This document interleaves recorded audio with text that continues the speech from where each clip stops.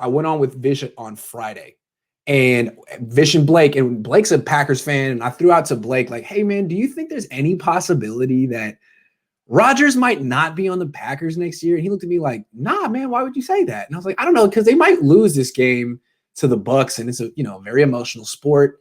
Couldn't you see something happening there?" And I think I might have framed it as the Packers wanting to move on from him, when in reality, it was always going to be Rodgers wanting to move on from them. Enough is enough. And it seems like that's what's happening right now. According to Schefter, Rodgers is seriously considering forcing his way out of there, but hasn't decided. And my question to you, Vish, is, of course, you had your sights set on Stafford. No one really thought that Rodgers would be seriously available until maybe, 12 hours ago, something like that. So now that he may be, and now that about 20 minutes ago you said it's possible that if he were to go to the Rams, depending on what they gave up, that they would actually be the favorites in the NFL. He's that good. Should the Niners change their focus and try to get Aaron Rodgers? Why or why not? So I did listen to what Schefter said this morning, and just real quick. So I just wanted to just say one thing. What he said was not that Aaron Rodgers would be willing or is deciding on whether to move. He was basically saying that if Aaron Rodgers wanted to move, he would have more control than the Green Bay Packers on where he wanted to go. That was the point that Schefter was trying to make. So he threw out the Rams and the 49ers as examples. And he was arguing this with Dan Orlovsky, whose point was, what would the Rams give up to get him, right? How would the Rams make it work in terms of the money? And Schefter basically just said, if you figured out. You figured out.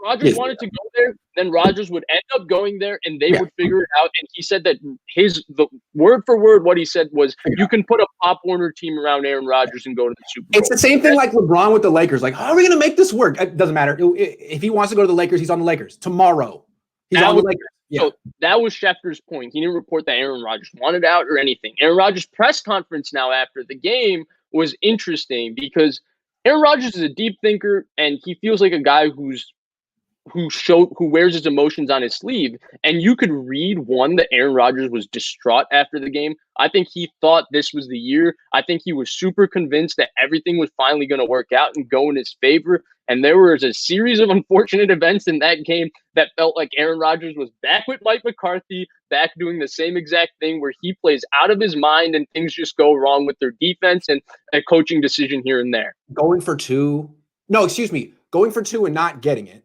And then kicking the field goal late in the game instead of going for the touchdown. Those were two that I was like, dude, have you ever managed the game before, Mike? Like Mike Penny, come on. And they spent so much money and so many picks on their defense. It's got to be better than what it is. Like Kevin King, are you kidding me? So Kevin King went to my high school. Every time I'm like, oh, man, poor Kevin. I didn't know him. He's much younger than me. But that's, he's repping. Come on, Kevin.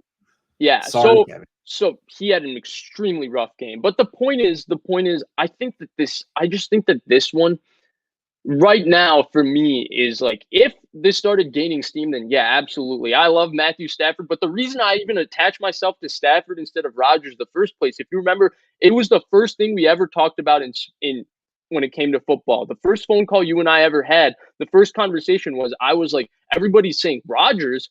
I don't think this Rodgers thing is even possible of happening. Exactly. But the Matthew Stafford is the guy everybody should look at. He's the NFC North quarterback people should be looking at with the ridiculous physical talent. And you called that from like 8 months away. I called the Rodgers thing from like 3 days before, which is nice. It's cool to get there early, but you've really been calling this for almost a year, and that's very impressive. So I understand the urge to retire at least for a day.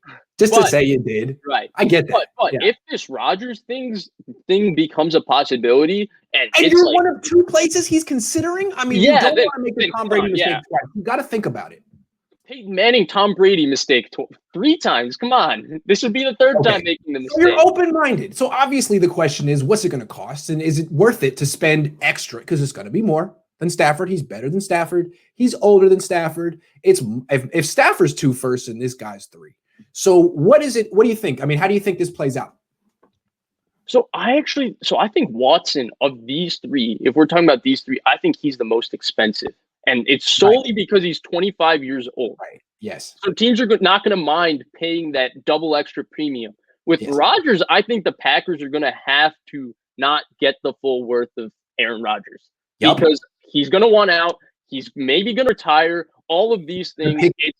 Potentially. I don't think he's just going to say, hey, send me wherever you like. Right. Of course. Aaron Rodgers, there's no way he's leaving Green Bay unless he has in his mind one or two places that he wants to go. So I think Aaron Rodgers could be around the realm of what Jalen Ramsey and what Jamal Adams went for. 2 firsts, another pick, maybe a middling player, and that's it. Would you trade Nick Bosa for him straight up? For Aaron Rodgers straight up? Would you trade Bosa for Rodgers straight up and just be like, that's it. No picks, it's Bosa. That way you keep the 12th pick. Yeah, I would do it. I would do it too. And I kind of like it better. But you know what? They have options. It seems to me Rodgers could walk through that door, and Vish, all I'm saying is if they had Rodgers, I think they'd be the favorites in the NFC, even above the Bucs.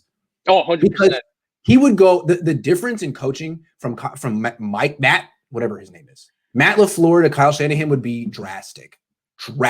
I like LaFleur, but LaFleur isn't as creative as Shanahan. He's creative of taking Shanahan's ideas and implementing them and doing small tweaks to fit his team. Shanahan is the idea guy. Better than LaFleur at doing that. Yeah, maybe because unfortunately, I mean, we'll get to really read LaFleur when he gets to play with Jordan Love. Because Mariota's a horrible fit for this offense. And I know Mariota threw the ball well in the one game he played against the Chargers this year. Mariota can't throw. But what I did want to say in regards to Rodgers is I 100% would trade him for Nick Bosa straight up. And the coaching, and the reason I agree with you and the reason why they would be the favorite is because the assumption with Stafford for me is that if you take Stafford out of Detroit and put him in San Francisco, you now elevate him the way Kyle elevated Matt Ryan for that 1 year to be in the tier 1, in the MVP conversation. Rodgers is already there without Kyle. If you bring him here with Kyle, he goes to greatest player ever type conversation. So I think now he can get past Tom Brady. Now he can actually beat the Bucs. Absolutely. To me, Stafford was a great option. But if Rodgers is available, you almost have to do that because what if he goes to the Rams? You know, he's going to make his next team. His next team is going to be better than the Packers. Otherwise, he wouldn't waste his time leaving the Packers. So you got to contend with that and Tampa. And the easiest way is just get him. So as long as it's not 4 first-round picks, it's interesting. And if you could kind of do a trade Bosa for him and keep a pick and maybe get an offensive tackle or an edge rusher or whatever you want to do, maybe it's it's down to Rodgers. It's nothing the Niners can do. They just have to kind of sit there and wait. And if Rodgers says, that's where I want to go, then you got to make it happen. You got to not make the Tom Brady mistake twice in a row. That's all I'm saying. Yeah. All I'm saying, my ultimate thing, though, is I'd rather trade, if I'm getting Aaron Rodgers, I'd rather trade unproven commodities of draft picks than trade a proven commodity in Bosa. Ultimately, I think so. Even though I think I value draft picks more than the average fan just because I think it gives teams a ton of flexibility. I think the thing that fans don't realize when they talk about draft picks is that if you have 10 draft picks, it's not about drafting 10 players. It's about the fact that you can trade up at any point in the draft and go get whoever you want, and you have the flexibility to go trade for a player who maybe makes himself available during the draft. And you have the luxury to miss. Right. Because you're only going to hit like 30% of the time anyway. Basic statistics. But I would rather get trade unproven commodities. What I want to say is I bet you if Aaron Rodgers decided I'm going to go to the Niners, he would probably have some input on what the Niners are going to give him. And he'd say, don't trade Bosa, dude. What are you doing? Trade the picks. Of course. Trade the picks. Don't trade. I want Bosa. So right. He needs Ayuk. He needs Kittle, right? Yeah, like if he's thinking, okay, I want to be on the Niners, then he's thinking from the Niners perspective, and he's like, no.